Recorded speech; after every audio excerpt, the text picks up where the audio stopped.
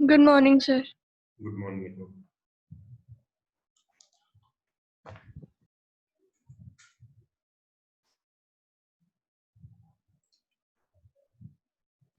Good morning, sir. Good morning. Good morning.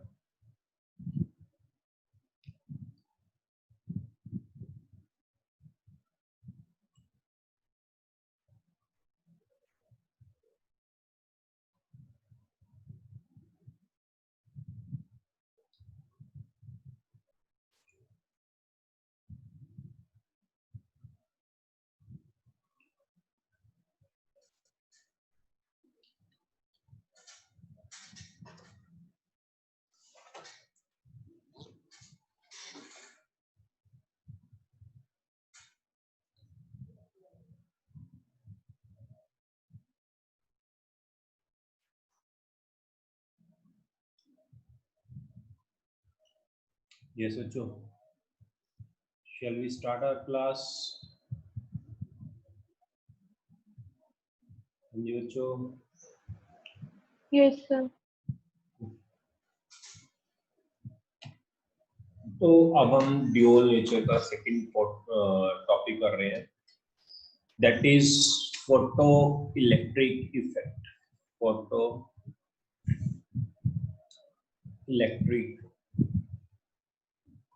effect.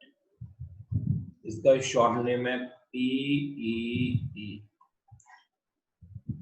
Photoelectric effect. ये बच्चों हमारा अगला टॉपिक है ड्यूअल नेचर ऑफ लाइट का. मेनली यही टॉपिक रहता है. एक टॉपिक हमने कर लिया, बहुत डिटेल में कर लिया इसको, इसलिए उसको टाइम लग गया. वैसे तो है तो एक दिन का, मैंने उसको 3 दिन खींचा ड्यू टू कि आपको किसी कॉन्सेप्ट में प्रॉब्लम ना आए. इसी तरह मैं इस फोटो इलेक्ट्रिक इफेक्ट को भी थोड़ा सा लेंथी खींचूंगा. है छोटा लेकिन थोड़ा सा मैं लेंथी खींचूंगा सो दैट कि आप इसका कंसेप्चुअल और इसके न्यूमेरिकल हर पार्ट के आंसर दे पाओ. ठीक है. तो सबसे पहले you know what is photoelectric effect. Everyone knows क्या होता है फोटो इलेक्ट्रिक इफेक्ट. हाँ जी बच्चों, एक मेटल शीट है, अगर हम उस पर एक लाइट इंसिडेंट करते हैं तो क्या होता है, ये मेटल से इलेक्ट्रॉन बाहर निकाल देता है. ये लाइट क्या करती है, लाइट के अंदर फोटॉन्स होते हैं. फोटॉन के पास एनर्जी क्या होती है बच्चे, E is equal to HF. ये एनर्जी होती है. यानी जब हम किसी लाइट को मेटल सरफेस के ऊपर डालते हैं, इट मींस हम कितनी एनर्जी डाल रहे हैं. अगर लाइट सरफेस पर डाल रहे हैं, यानी एक फोटोन के पास कितनी एनर्जी होती है, HF. कितने फोटॉन्स डाल रहे हैं, N फोटोन, तो कितनी एनर्जी होगी, NHF. तो इस एनर्जी से ये एनर्जी मेटल जो शीट है वो एब्जॉर्ब करती है. एब्जॉर्ब करने के बाद वो इलेक्ट्रॉन को क्या करती है, एमिट करती है. This is called photoelectric effect. तो लिखो the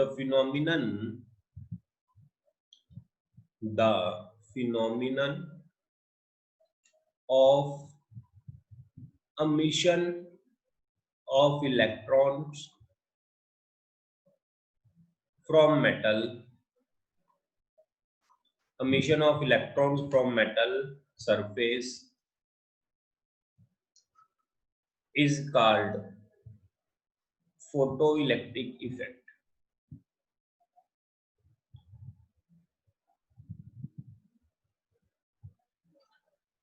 If they are exposed to high energy of suitable frequency. अब बात समझो बच्चों, बात यह है कि मैंने मेटल सरफेस से इलेक्ट्रॉन बाहर निकालना है, क्या कोई भी लाइट डालने से इलेक्ट्रॉन बाहर निकल जाएगा? हाँ जी बच्चों, क्वेश्चन है, हमने लाइट को मेटल सरफेस पर डालना है और इलेक्ट्रॉन बाहर निकालना है, क्या किसी भी लाइट से इलेक्ट्रॉन बाहर निकल जाएगा? क्वेश्चन। यस बच्चों बताओ। No sir. नो। तो अब कौन सी ऐसी लाइट होगी या लाइट की कितनी एनर्जी होगी सो दैट वो इलेक्ट्रॉन मेटल से बाहर निकाल सके? अब एनर्जी किस पर डिपेंड करती है बच्चे? It is depend on the frequency, है ना। एच तो कांस्टेंट होता है, यानी आपको लाइट की फ्रीक्वेंसी चेंज करनी पड़ेगी। अब आप इतनी फ्रीक्वेंसी दो लाइट की, इतनी फ्रीक्वेंसी दो कि कम से कम इलेक्ट्रॉन एक बाहर निकल जाए। क्लियर बच्चों? हम लाइट की इतनी फ्रीक्वेंसी देंगे कम से कम एक इलेक्ट्रॉन बाहर निकल जाए, तो उस फ्रीक्वेंसी को नाम देते हैं थ्रेशोल्ड फ्रीक्वेंसी। यस बच्चों, ठीक है। थ्रेशोल्ड फ्रीक्वेंसी कौन सी फ्रीक्वेंसी होती है?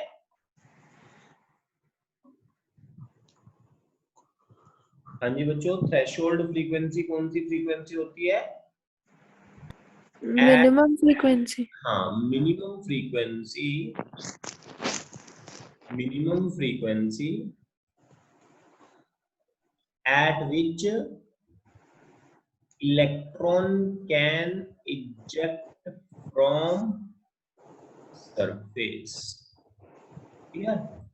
किसी मेटल सरफेस से अगर हमने इलेक्ट्रॉन को बाहर निकालना है तो हमें जितनी मिनिमम एनर्जी रिक्वायर्ड होती है, उस मिनिमम फ्रीक्वेंसी रिक्वायर्ड होती है, उस फ्रीक्वेंसी को हम थ्रेशोल्ड फ्रीक्वेंसी बोलते हैं। अब बच्चों, ये जो लाइट मैं डाल रहा हूँ इलेक्ट्रॉन को बाहर निकालने के लिए, उसकी फ्रीक्वेंसी थ्रेशोल्ड से छोटी होनी चाहिए या बड़ी होनी चाहिए? पहले तो ये बताओ, फ्रीक्वेंसी थ्रेशोल्ड से बड़ी होनी चाहिए या छोटी होनी चाहिए? जो मैं इंसिडेंट लाइट की फ्रीक्वेंसी डाल रहा हूँ, बोलो। ग्रेटर। जो मैं लाइट डाल रहा हूँ उसकी फ्रीक्वेंसी थ्रेशोल्ड, इलेक्ट्रॉन बाहर निकालने के लिए उसकी फ्रीक्वेंसी थ्रेशोल्ड फ्रीक्वेंसी से ज्यादा होनी चाहिए या छोटी होनी चाहिए? ज्यादा। अगर थ्रेशोल्ड, अगर ये इंसिडेंट लाइट वाली फ्रीक्वेंसी थ्रेशोल्ड फ्रीक्वेंसी से ज्यादा होगी, यानी थ्रेशोल्ड फ्रीक्वेंसी से ज्यादा होगी, तभी ये इलेक्ट्रॉन निकाल पाएगा ना।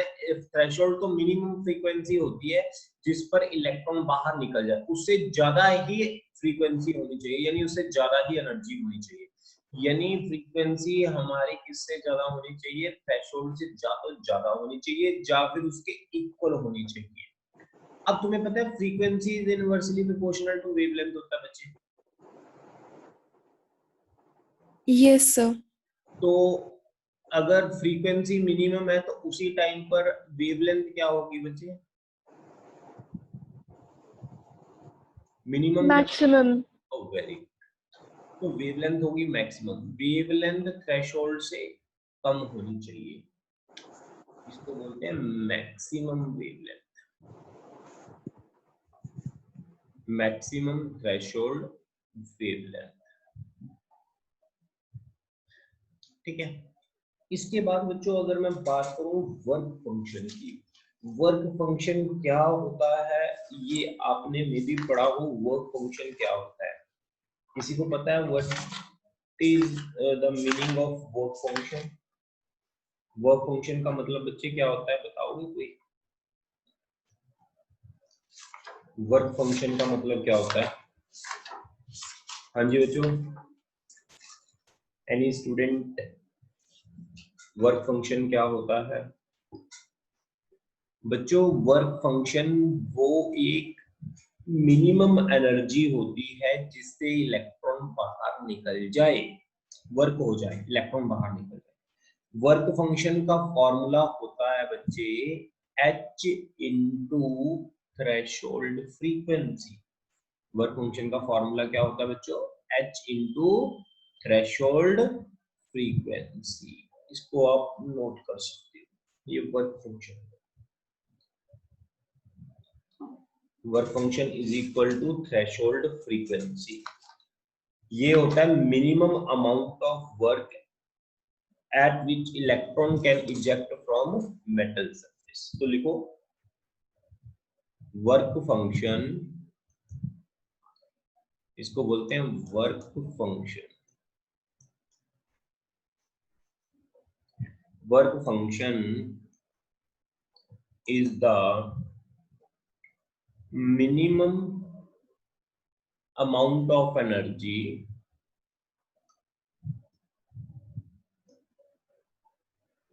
required to eject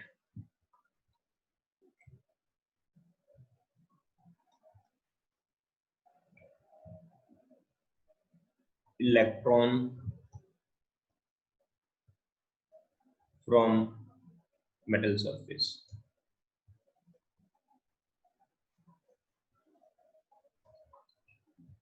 अगर फोटो इलेक्ट्रिक एमिशन होगा तो वो एनर्जी किससे ज्यादा होनी चाहिए बच्चे? फोटो इलेक्ट्रिक एमिशन अगर होगा यानी इलेक्ट्रॉन बाहर निकलेगा तो ये एनर्जी किससे ज्यादा होनी चाहिए, बताएगा कोई? वर्क फंक्शन से जा तो ज्यादा होनी चाहिए, या उसके इक्वल होनी चाहिए, then photoelectric effect will occur. अगर ई वर्क फंक्शन से कम हो तो बच्चे विल नॉट। यहां तक देखो, ये सारा पैराग्राफ आप लोगों को कंप्लीट समझ आया कि नहीं आया? Yes, sir. मैं एक बार दोबारा रिपीट कर देता हूं बच्चे। फोटो, ये हमारा ड्यूअल नेचर का सेकंड पार्ट है, फोटो इलेक्ट्रिक इफेक्ट। मैंने फर्स्ट पार्ट बहुत अच्छे ढंग से आपको करवाया, उसको एक दिन लगना था लेकिन 3 दिन लगाए। पहले में मैंने आपको बेसिक बताया, दूसरे में मैंने जैसे न्यूमेरिकल कंसेप्चुअल क्वेश्चंस पूछे जाते हैं पेपर में, मैंने वो करवाए। तीसरे मैंने लेक्चर में उन्हीं के बेस पर सारे न्यूमेरिकल्स भी कवर करवा दिए। तो इसी तरह अब हमारे पास सेकंड पार्ट है फोटो इलेक्ट्रिक इफेक्ट। इसका भी मैं आपको ऐसे ही करवाऊंगा। पहले इसकी बहुत ज्यादा थ्योरी है, पहले थ्योरी चलेगी 2 दिन, आज और कल थ्योरी चलेगी और परसों इसका न्यूमेरिकल्स होंगे। थ्योरी में इसकी थ्योरी प्लस इसके कंसेप्चुअल क्वेश्चंस हैं वो जो कवर होंगे, ठीक है। 3 दिन इस टॉपिक को मैं चलाऊंगा एटलीस्ट, फिर हमारा ये चैप्टर बहुत अच्छे ढंग से कंप्लीट हो जाएगा। तो आज हम टॉपिक स्टार्ट कर रहे हैं फोटो इलेक्ट्रिक इफेक्ट, जिसका शॉर्ट नेम है पीईई। फोटो इलेक्ट्रिक इफेक्ट का मतलब होता है किसी भी मेटल के सरफेस से इलेक्ट्रॉन को बाहर निकालना। ये मेटल सरफेस है बच्चे, इस मेटल सरफेस से इलेक्ट्रॉन को बाहर निकालना is called photo electric effect. अब आप इलेक्ट्रॉन को किसी भी मेटल सरफेस से निकालने के कई तरीके होते हैं बच्चे। जैसे आप मेटल को हीट कर दो तो इलेक्ट्रॉन बाहर निकल जाएगा, मेटल को इलेक्ट्रिक फील्ड के अंदर रख दो, किसी भी फील्ड के अंदर रख दो तो इलेक्ट्रॉन बाहर निकल जाएगा। और कौन सा इफेक्ट होता है? लाइट डाल दो, लाइट डालने से यानी हमने एनर्जी डाली E is equal to HF, energy डालने से भी इलेक्ट्रॉन बाहर निकल जाता है। इस टॉपिक के अंदर हमने इलेक्ट्रॉन किससे एमिट करवाना है? मेटल से, लाइट से इलेक्ट्रॉन निकालना है और किसी मेथड से नहीं निकालना। हम लाइट से इलेक्ट्रॉन कैसे बाहर निकालते हैं बच्चों? देखो, पहली बात तो किसी भी कोई भी लाइट डालने से इलेक्ट्रॉन बाहर नहीं आएगा। इलेक्ट्रॉन बाहर कब आएगा? जब एक मिनिमम एनर्जी हम इस पर डालें so that electron can eject from the metal surface। इस मिनिमम एनर्जी को जिस पर इलेक्ट्रॉन बाहर निकल जाता है उसे बच्चे क्या बोलते हैं? That is called work function. Work function क्या होते हैं? एक मिनिमम एनर्जी होती है जहां पर इलेक्ट्रॉन बाहर निकले मेटल सरफेस से। अब बच्चों अगर एनर्जी मिनिमम होगी उसे वर्क फंक्शन बोलेंगे, तो उस टाइम पर फ्रीक्वेंसी भी तो मिनिमम होगी, क्योंकि क्योंकि एनर्जी और फ्रीक्वेंसी तो एक दूसरे से रिलेट करते हैं। अगर एनर्जी मिनिमम है तो फ्रीक्वेंसी भी क्या होगी बच्चे, मिनिमम। उस मिनिमम फ्रीक्वेंसी को क्या बोलते हैं, थ्रेशोल्ड फ्रीक्वेंसी। अगर फ्रीक्वेंसी मिनिमम होगी उसी टाइम पर वेवलेंथ क्या होगी बच्चे, मैक्सिमम, तो उसको बोलते हैं मैक्सिमम थ्रेशोल्ड वेवलेंथ। क्लियर बच्चे।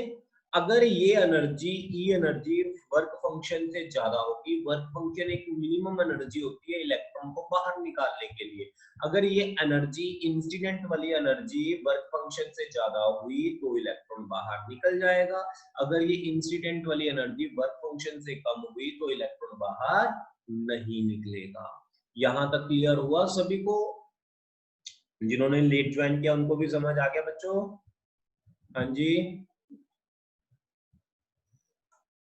मैं इसको रब कर रहा हूं बच्चों, अगर आपने नोट कर लिया तो मैं इस पूरे उसको रब कर रहा हूं।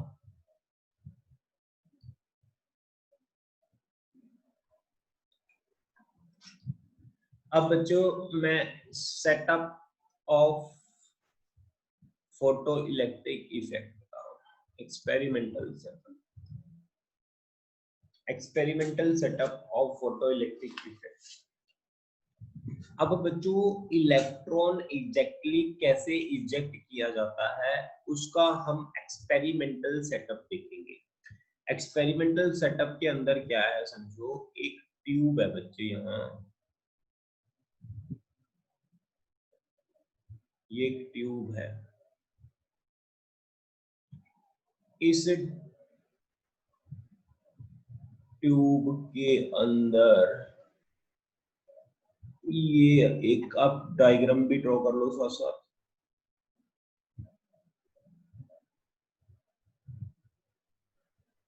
ये एक ट्यूब है बच्चे, इस ट्यूब के अंदर दो इलेक्ट्रोड्स हैं ऐसे, और इस ट्यूब को हमने कनेक्ट किया, एक तो बच्चे मैंने कनेक्ट किया इसको वोल्ट मीटर से, यहां पर लगा दिया मैंने वोल्ट मीटर, और मैंने इस ट्यूब को कनेक्ट किया एक एम मीटर से, यहां पर लगा दिया मैंने ammeter, micro ammeter बोलते हैं। ये मेरा वोल्ट मीटर है। इसके बाद बच्चों मैंने क्या किया आगे फर्दर, यहां से मैंने एक कनेक्शन लिया, यहां पर मैंने एक रियोस्टैट लगाया। रियोस्टैट होता है जिसकी रेजिस्टेंस को हम चेंज कर सकते हैं। इसको मैंने बच्चे कनेक्ट किया एक बैटरी के साथ, इसको मैंने कनेक्ट किया एक बैटरी के साथ,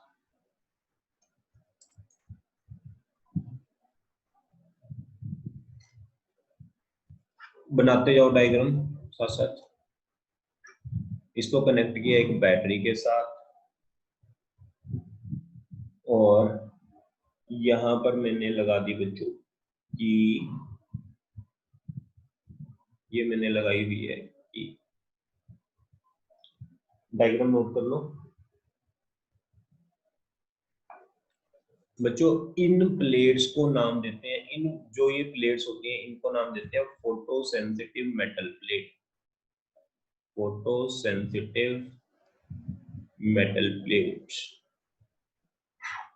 यहां से बच्चों हम लाइट इंसिडेंट करते हैं, यहां से ये थोड़ा सा हमारा वो बना, ये लाइट को मेटल प्लेट पर डालते हैं, ये जो मेटल प्लेट है ना बच्चे ये वाली, इस पर लाइट को डालते हैं। मैं मेटल प्लेट को थोड़ा सा आगे बना रहा हूँ ताकि लाइट इस पर डलती हुई नजर आए।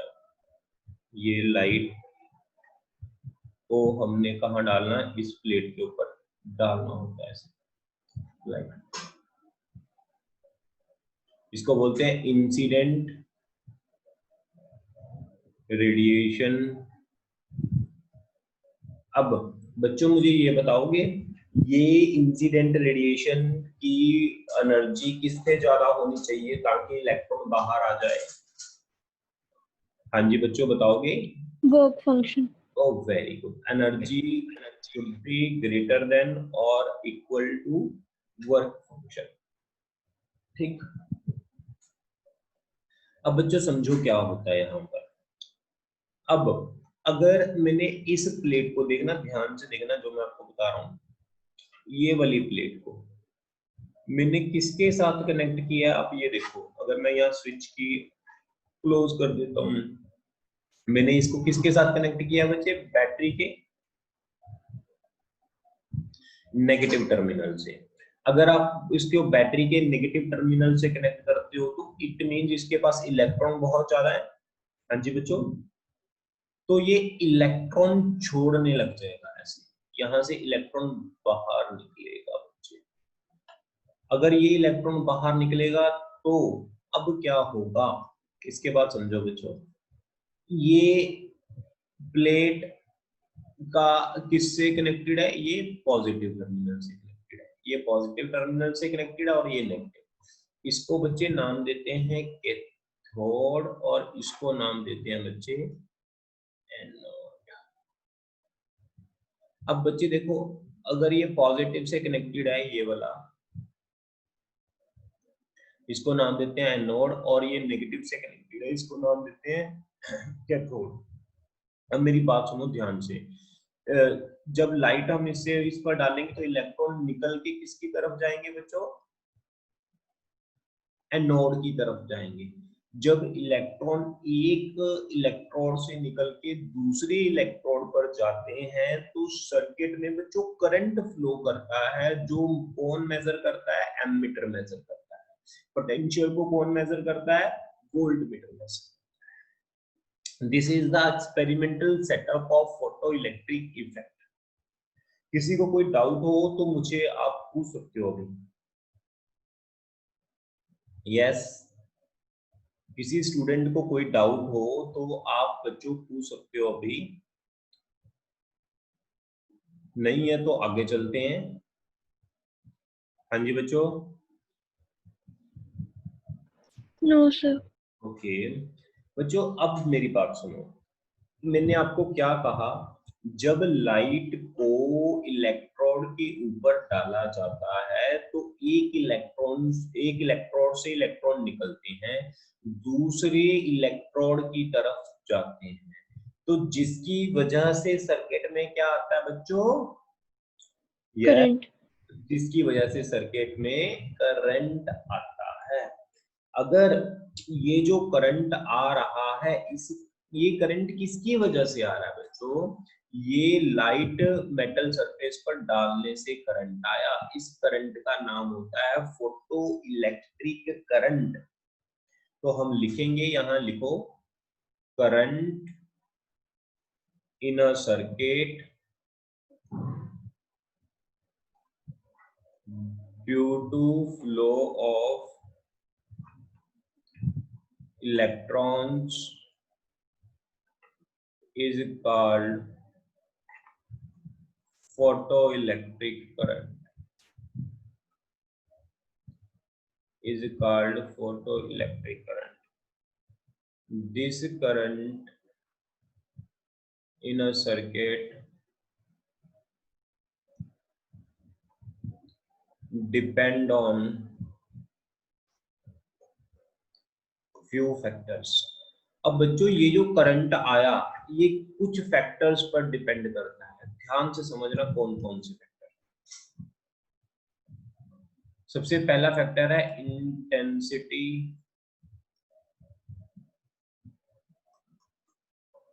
Of incident radiation. सबसे पहला फैक्टर है बच्चे इंटेंसिटी ऑफ इंसिडेंट रेडिएशन पर डिपेंड करता है। दूसरा फैक्टर है बच्चे इफेक्ट ऑफ पोटेंशियल। तीसरा है इफेक्ट ऑफ फ्रीक्वेंसी।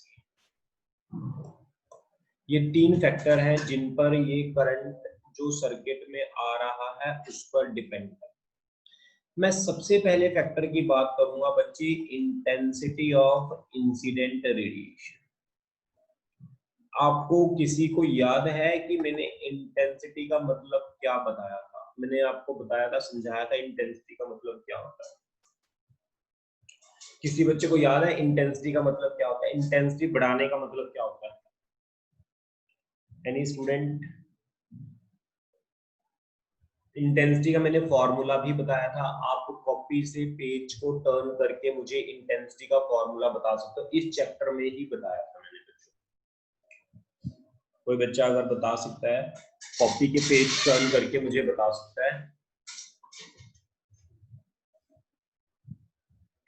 हाँ जी, एनी स्टूडेंट?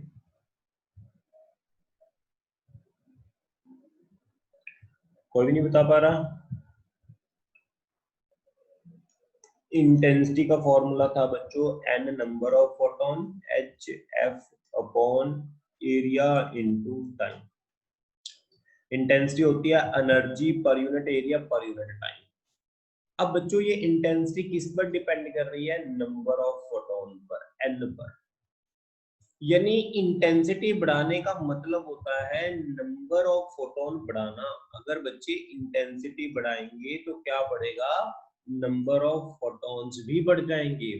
अच्छा बच्चों, अगर नंबर ऑफ फोटॉन्स बढ़ गए तो जितने इलेक्ट्रॉन निकल रहे हैं, अगर एक फोटोन डालते हैं तो एक इलेक्ट्रॉन बाहर निकलता है। अगर जितने फोटोन बढ़ाते हैं तो एक्सपेरिमेंट से ये देखा गया उतने इलेक्ट्रॉन भी बाहर निकलते हैं, तो नंबर ऑफ इलेक्ट्रॉन भी इंक्रीज करते हैं। अगर नंबर ऑफ इलेक्ट्रॉन इंक्रीज करेंगे निकलना, तो करंट भी क्या होगा बच्चे? इंक्रीज करेगा।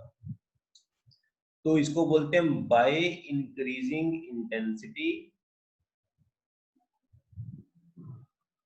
क्या बढ़ गया बच्चे? नंबर ऑफ फोटॉन्स क्या हो गए? इंक्रीज हो गए। एक n क्या था? Number of ejection electron.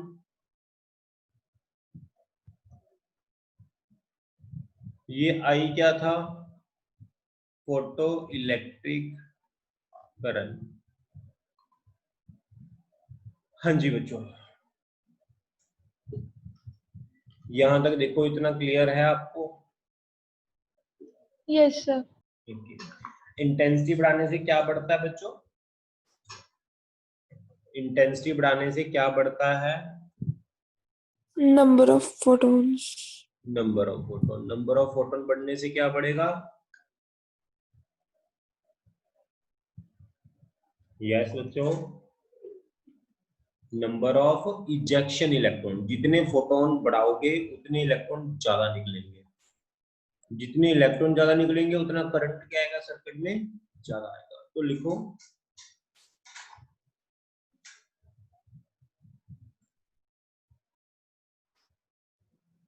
एक बात बच्चों और याद रखना, अगर हम इंटेंसिटी को चेंज करते हैं, पोटेंशियल को सेम रखेंगे, फ्रीक्वेंसी को भी सेम रखेंगे। तो लिखो keeping potential and frequency of incident radiation constant. Keeping frequency and incident radiation constant, then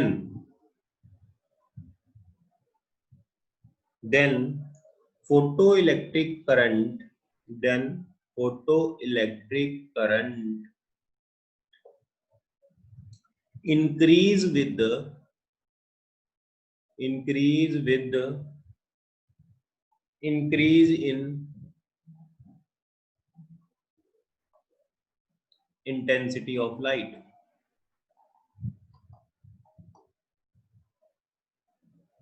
Increase with increase in intensity of light. Clear बच्चों? यहां तक किसी को कोई डाउट तो नहीं है? इंटेंसिटी बढ़ाने से नंबर ऑफ फोटोन बढ़ते हैं, नंबर ऑफ फोटोन बढ़ाने से नंबर ऑफ इजेक्शन इलेक्ट्रॉन बढ़ते हैं, नंबर ऑफ इजेक्शन इलेक्ट्रॉन बढ़ाने से सर्किट में करंट भी बढ़ता है। कहो तो मैं इसको रब कर दूं? Yes sir second last line में क्या लिखा है रेडिएशन के बाद? Radiation constant. Radiation constant, then photoelectric current increase with increase in intensity of light, then photoelectric current increase with increase in intensity of light. Okay sir. बच्चे मैं रब कर रहा हूं इसको, इसका ग्राफ बना रहा हूं बच्चों। यहाँ पर ग्राफ में क्या है वो समझो। यहाँ इंटेंसिटी है I और यहाँ फोटोइलेक्ट्रिक करंट है, फोटोइलेक्ट्रिक करंट स्मॉल है। बच्चों अगर इंटेंसिटी बढ़ा रहे हैं तो सेम अमाउंट में फोटोइलेक्ट्रिक करंट भी क्या हो रहा है, बढ़ रहा है, तो उनका ग्राफ क्या हो जाएगा, स्ट्रेट लाइन हो जाएगा। शॉर्टकट, बस सिंपल ये बताओ फोटोइलेक्ट्रिक करंट बढ़ाने से क्या होगा। फोटोइलेक्ट्रिक करंट किस पर डिपेंड कर रहा है, इंटेंसिटी ऑफ इंसिडेंट रेडिएशन, इस पर।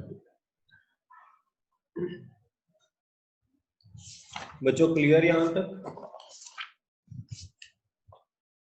हाँ जी बच्चों।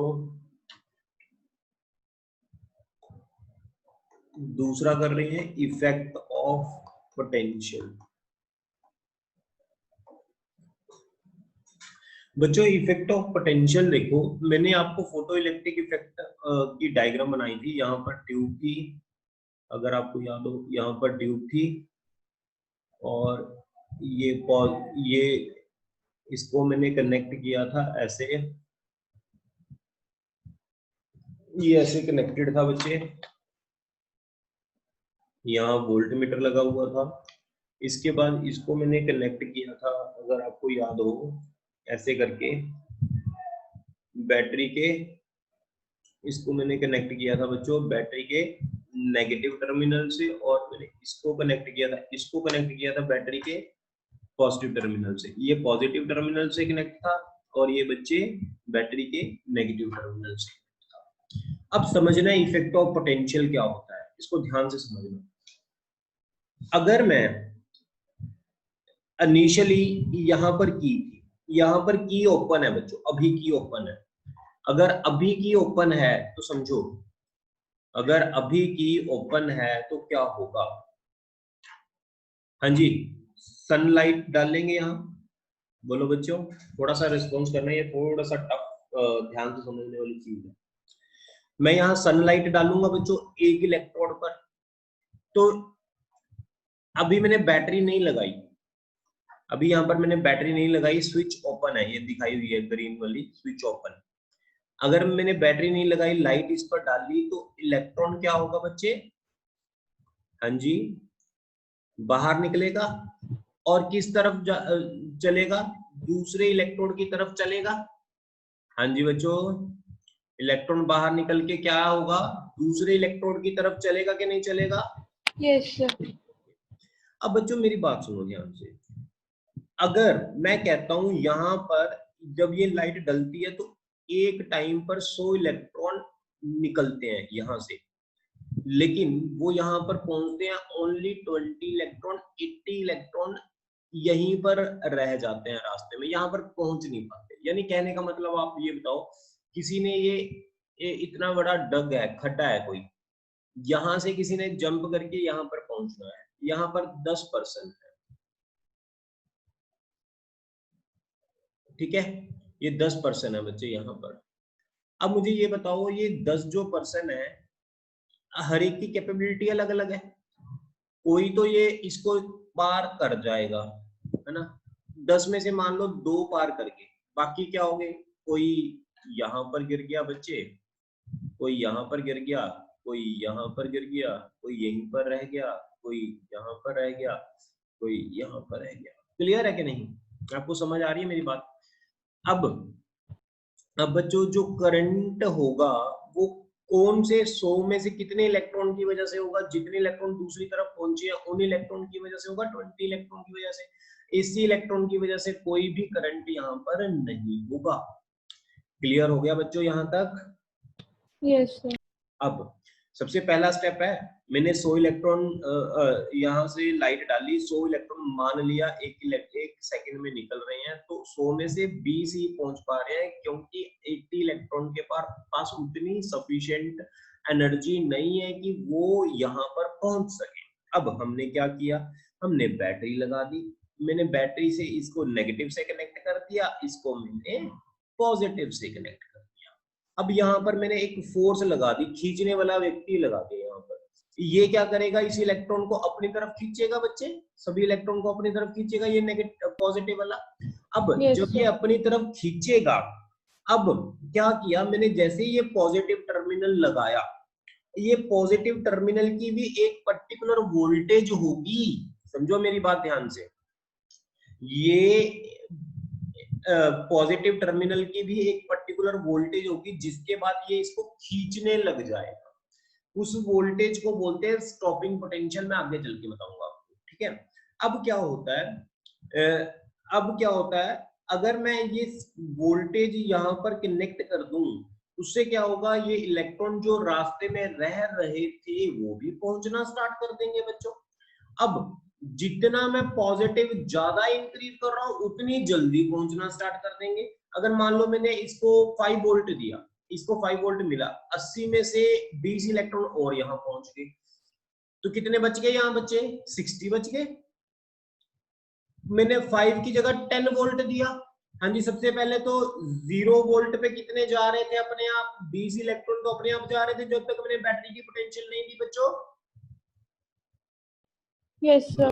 हाँ जी, 100 में से 100 इलेक्ट्रॉन में से 0 वोल्ट पर कितने पहुंच रहे थे, 20 इलेक्ट्रॉन, जब हमने वोल्टेज नहीं दी थी। लेकिन जब हमने वोल्टेज बढ़ा दी बच्चे 20 वोल्ट, तो कितने इलेक्ट्रॉन पहुंच गए, 20 तो पहले जा रहे थे, 20 और यानी 40 इलेक्ट्रॉन पहुंचने लगे बच्चे। फिर मैंने क्या किया, 40 वोल्ट कर दी, मान लो 40 वोल्ट पर 20 इलेक्ट्रॉन और प्लस हो गए और निकलने लगे, 60 पहुंच गए। मैंने बच्चे और बढ़ा दी, 60 वोल्ट कर दी, तो कितने हो गए, 20 इलेक्ट्रॉन और बढ़ गए, मान लो 80 इलेक्ट्रॉन बढ़ गए। फिर मैंने बच्चे और बढ़ा दी वोल्टेज, 80 वोल्ट कर दी, मान लो मैं एग्जांपल से समझा रहा हूं, तो 80 वोल्टेज करने पर क्या होगा, 80 पहले थे, 20 और निकलने लगे, कितने इलेक्ट्रॉन निकल गए, 100 इलेक्ट्रॉन। यानी 80 वोल्टेज पर सारे इलेक्ट्रॉन जितने निकल रहे थे उतने यहां पहुंच गए। मेरी बात ध्यान से सुनो बच्चों, हाँ जी, क्लियर है यहां तक? 80 वोल्टेज पर सारे इलेक्ट्रॉन यहां से निकल के यहां तक पहुंच गए। यानी कहने का मतलब, अब अगर मैं 80 के बाद बच्चे 100 वोल्ट कर दूं, तो क्या उसका बेनिफिट मिलेगा, नहीं मिलेगा, क्योंकि जितने इलेक्ट्रॉन निकल रहे थे उतने तो पहुंच ही रहे हैं। आप वोल्टेज बढ़ाते जाओ, कोई फर्क नहीं पड़ेगा इलेक्ट्रॉन पर, आप वोल्टेज बढ़ाओ, इलेक्ट्रॉन उतने रहेंगे। इस वोल्टेज को बोलते हैं बच्चे सैचुरेशन वोल्टेज। इस सैचुरेशन वोल्टेज पर करंट जाके कांस्टेंट हो जाता है, जिसको बोलते हैं सैचुरेशन करंट। क्लियर बच्चों यहाँ तक? ये मैंने आपको एग्जांपल से समझाया है। वैसे आपने बच्चों क्या करना है, ये पूरा effect of potential and frequency खुद पढ़ना है, स्टडी करना है, कल मैं आपको करवाऊंगा। ये आपने पूरा खुद पढ़ना है, पोटेंशियल एंड फ्रीक्वेंसी का इफेक्ट। और बच्चों एक ना, मैंने जैसे कल टेस्ट देना था इलेक्ट्रोमैग्नेटिक वेव का, लेकिन वो मैं टेस्ट आपको नहीं दे पाया। मुझे पहले तो ये बताओ, आपको ऑब्जेक्टिव टेस्ट चाहिए या सब्जेक्टिव चाहिए? वो मैं अभी भेज देता हूँ। Yes, majority win. Sir, subjective. Subjective और subjective या objective? सब्जेक्टिव। चलो आज मैं अभी बस टेस्ट भेज रहा हूँ, आप आराम से करके क्लासेस के बाद 1-1.5 घंटा लेकर मुझे भेज देना, ठीक है ना। वो कल ना एक्चुअली राखी की गलती में आउट ऑफ स्टेशन था, नहीं भेज पाया। मैम ने पहले बना लिए थे, मैंने नहीं बनाए थे। तो मैं अभी आपको टेस्ट भेजता हूँ और आप इस टेस्ट को आराम से क्लासेस के बाद कर लेना, ठीक है ना। आराम से आप सबमिट कर देना, आफ्टरनून तक कर देना, 3 और 4 o'clock तक कर दोगे सभी सबमिट? Yes, sir. हाँ टिल 4 o'clock आप सबमिट कर देना। 4 o'clock तक आपको मैं चेक करके भी साथ के साथ दे दूंगा।